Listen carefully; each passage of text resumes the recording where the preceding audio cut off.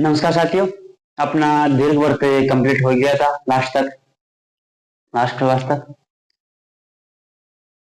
तो अब जो पढ़ने वाले हैं अपन अतिप्रबल्य के बारे में पढ़ेंगे। इस प्रकार से अपन लगातार प्रतिदिन क्लासों के माध्यम से चीजों को समझ रहे हैं। छोटे छोटे टॉपिक को अपन क्लियर करते हुए सभी कोर्स को कंप्लीट करने जा रहे हैं। कोई भी यदि आपको लगता है कि सर ये वाला टॉपिक अपन से हुआ नहीं या फिर ये वाला टॉपिक अपन से छूट गया तो एक बार कमेंट में जरूर बताया करो। यदि आप कमेंट में बताओगे तो मुझे लगेगा कि कहीं ना कहीं यहाँ ये टॉपिक करवाना है, क्योंकि बहुत सारा अपन प्रत्येक टॉपिक पढ़ा रहे हैं तो हो सकता है कुछ मिस हो जाए। तो अपन जो अतिप्रबल्य के बारे में पढ़ेंगे तो वापस से जब अपन ने शंकु परिचित पढ़ा था, शंकु काट पढ़ा था, मतलब शंकु और एक समतल के बारे में पढ़ा था, तो वहां पर वापस जाना पड़ेगा क्योंकि प्रत्येक टॉपिक जैसे अपन ने पढ़ाया उसमें प्रत्येक में अपन ने इकाई से शुरुआत की है। आप चाहो तो एक बार जो पुराने वीडियो हैं परवलय का जहां से वीडियो शुरू किया था तो उसके पहले जो पहला वीडियो था शंकु का, उसमें आकर के बारे में समझाया हुआ। मैंने यूं कहा था कि कोई शंकु है, उसको यदि अपन बिल्कुल सीधा 90 डिग्री, यदि उसकी मुख्य अक्ष से 90 डिग्री पे काटे जो आकृति बनेगी। अब इसमें एक बार रिवाइज करवाना चाहूंगा कि कोई शंकु है अपने पास, चलो इस शंकु को मैं यही शंकु मान लू।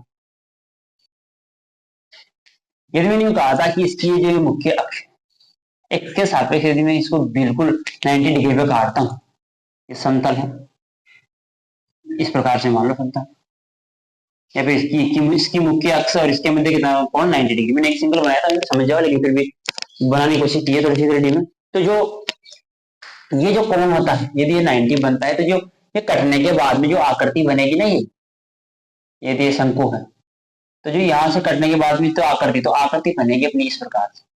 जब ऊपर से अपन इसको देखेंगे ना तो एक वृत्त बनेगा। इस कंडीशन में अपने पास वृत्त प्राप्त होता है। मैंने यूं भी कहा था कि जैसे इस 90 डिग्री को आप या तो थोड़ा कम कीजिए या फिर इसका मान थोड़ा ज्यादा करेंगे, क्योंकि यदि आपने इसका मान इस अक्ष के सापेक्ष ज्यादा बढ़ाया, जैसे मैंने ये मैंने शंकु बनाया, इसका मान इससे ये 90 डिग्री बन रहा था। जैसे मैंने इसका मान कम किया तो इस प्रकार से कटेगा, ज्यादा किया तो इस प्रकार से कटेगा। तो जो ये आकृति अपने पास ये बनेगी, ये इस प्रकार की जो आकृति बनेगी, काट के देखना के बाद केक वाली टोपी को जो अपने बर्थडे में जो टोपी लगाते हैं, कौन लगाते हैं ऊपर, उसको यदि अपन थोड़ा सा एंगल बना के काटे, तिरछा इस प्रकार से काटे, जो अपने पास जो आकृति बनेगी वो किस प्रकार की बनेगी, वो दीर्घवृत्त की आकृति बनती है। इस प्रकार जो मैंने बताया कि इस प्रकार थोड़ा एंगल बना के काटेंगे, या तो 90 नहीं होना चाहिए प्रॉपर केवल।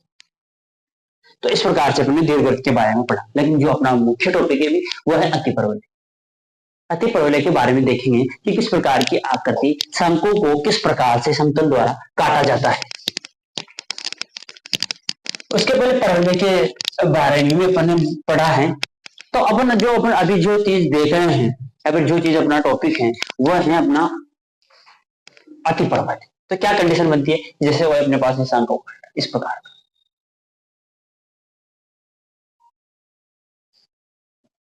इस प्रकार का शंकु, यदि इसको अपन अपने समतल से बिल्कुल इस प्रकार से काटे, जैसे इस प्रकार से यदि मैं समतल यहां बनाऊं, इसके इन पालियों की अपेक्षा इस प्रकार से काटे, जैसे अपन ने देखो, आप तो समझो कि चलो मैं 3D में नॉर्मल बताता हूं, ये मैंने काट दिया इसको, तो जो ये पालियां बनेगी ना, ये पालियां जैसे ही खुलेगी तो आकृति किसे बनेगी, जैसे ही मैंने इसको इस अक्ष के इनके जो अक्ष हैं, जो शंकु की जो वृत्त वाले अक्ष हैं, उनके सापेक्ष यदि मैं इनको बीचों बीच से काटता हूं तो जो मेरे पास जो आकृति का निर्माण होगा वो कौन सी आकृति होगी, अतिप्रबल्य।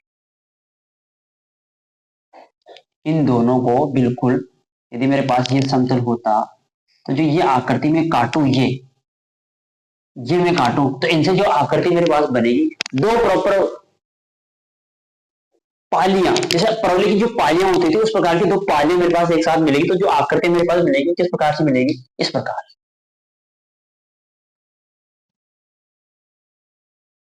से, या तो इस प्रकार से या फिर इस प्रकार,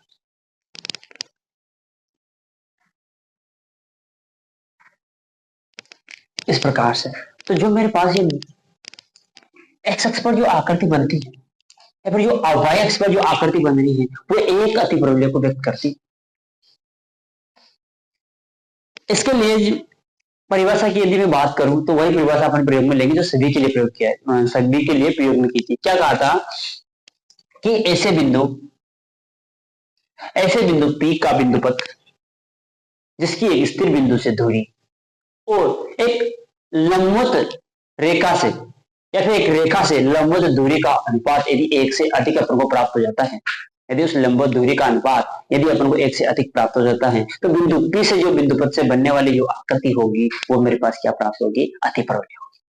अतिपरवलय को इंग्लिश में बोले तो हाइपरबोला बोलते हैं। तो एक बार फिर से मैं वापस परिभाषा को रिपीट करना चाहूंगा कि कोई एक स्थिर बिंदु है, उसको वापिस अपन नाभि बोलेंगे। अब मैंने कहा था जिस जैसा जैसा वक्र आएगा अपन नाभि को उसके साथ प्रयोग करते जाएंगे। यहाँ अतिपरवलय की नाभि जाएगी। तो इस बिंदु P का ऐसा बिंदुपथ है जिसकी एक लंबवत दूरी है, जिसका अनुपात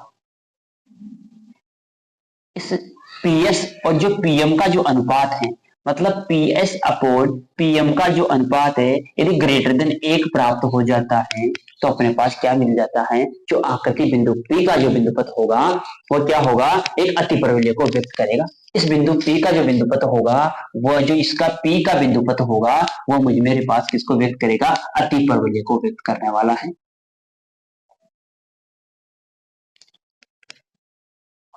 वापिस से रिपीट करता हूं मैं कि ऐसे बिंदु, हाँ ठीक है, चित्र ये तो पहले बता दिया मैंने। ऐसा इतना सा बिंदुपथ के बारे में यदि मैं परिभाषा की बात करूं तो ये परिभाषा अपन को ये याद रखनी है। लिख हमें बोलो जो कि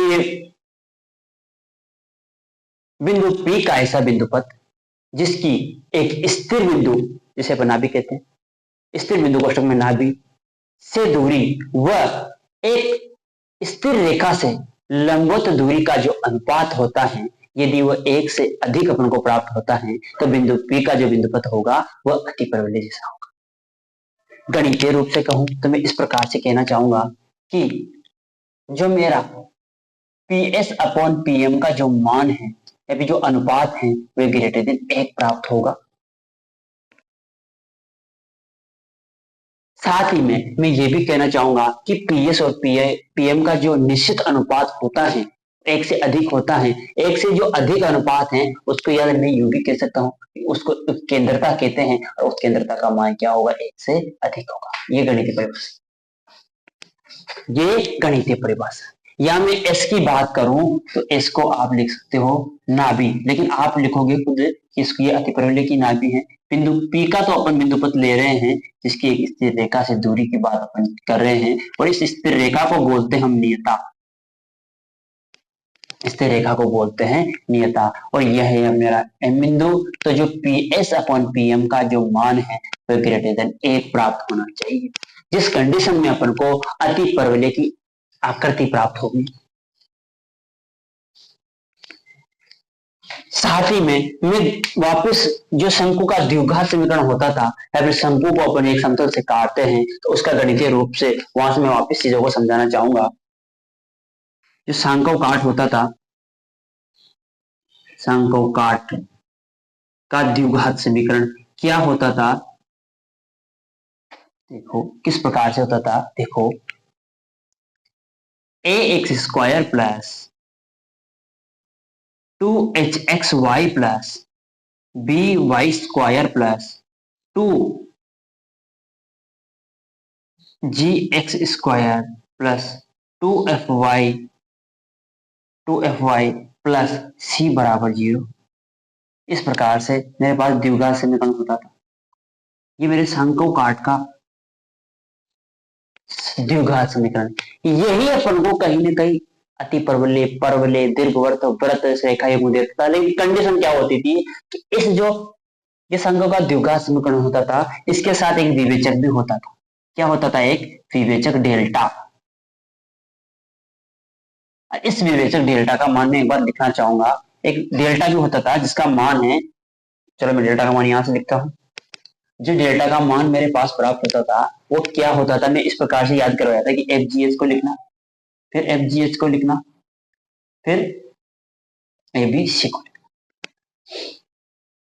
क्या कहा था मैंने कि पहले तो आप इस प्रकार से इनको गुणा करना, इस प्रकार से, तो क्या होगा, ABC प्लस 2FGH माइनस चलेंगे अब AF square minus BG square minus CH square. इस प्रकार से मैंने डेल्टा का मान बताया था, लेकिन कंडीशन बताई थी डेल्टा की कि कौन सी कंडीशन में अपने पास ये द्विघात समीकरण अति परवलय को व्यक्त करेगा। देखो मैंने यूं कहा था कि यदि मेरे पास जो डेल्टा का मान है, एक तो पहली कंडीशन तो नॉट इक्वल टू जीरो होनी चाहिए। यदि डेल्टा का मान जीरो हो गया तो ये समीकरण आगे बढ़ेगी ही नहीं और रेखा युग्म को व्यक्त करने लग जाएगी।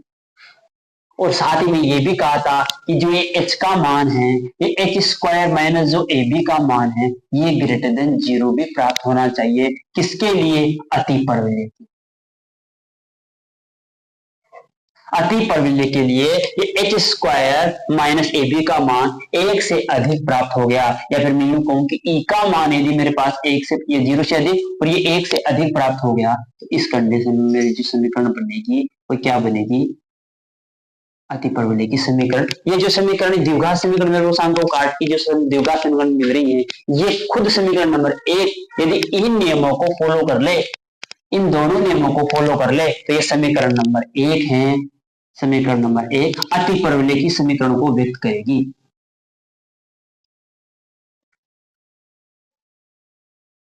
समीकरण को व्यक्त करेगी कब? जब इन दोनों शर्तों को पूरा कर दे कि डेल्टा का मान नॉट इक्वल टू जीरो और h स्क्वायर माइनस AB का मान ग्रेटर देन जीरो होने हो जाए, तो अति परवलय को व्यक्त करेगी। अपन को द्विघात समीकरण पूछेगा, अरे एक ट्यूशन तो कभी भी पूछ ही लेता है कि द्विघात समीकरण ये मैंने दिए हैं, बताओ ये निम्न में से किसकी समीकरण है, और ऑप्शन में हमको मिलेंगे वृत्त, दीर्घ वृत्त, परवलय, अति परवलय। तो अपन ने कंडीशन देखी थी, वापस में याद दिला दूं कि h स्क्वायर माइनस AB जब बराबर जीरो होता था तो ये चीज अपन को परवलय मिलता था। h square minus AB less than zero मिलता था तो ये मेरा दीर्घवृत्त हुआ था,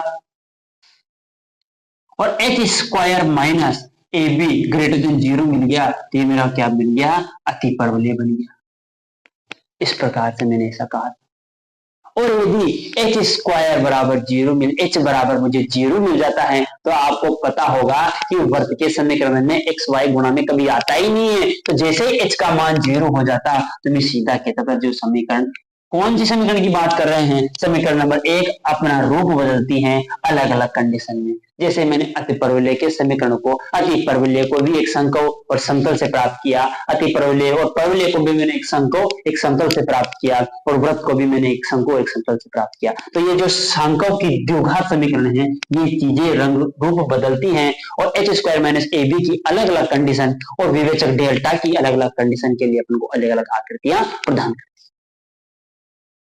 तो ये चीज अपन ने देखी है। अब देखेंगे अपन अति परवलय का एक गणितीय रूप मैंने बताया है। इस जो चीज यहाँ से पूछी जाने वाली चीज, एक तो ये पूछी जा सकती है कि उनका अनुपात क्या होता है, एक एक कंडीशन ये पूछी जा सकती है, और एक डेल्टा की कंडीशन अपन से पूछ सकता है। तो इस प्रकार से अपन ने अति परवलय को पढ़ा है। अब देखेंगे कि अति परवलय की मानक समीकरण कैसी होती है, और सबसे इंपोर्टेंट चीज तो जिन शब्दावलियों का अपन प्रयोग करते हैं वो शायद ही आपने कहीं पढ़ी होगी। धन्यवाद।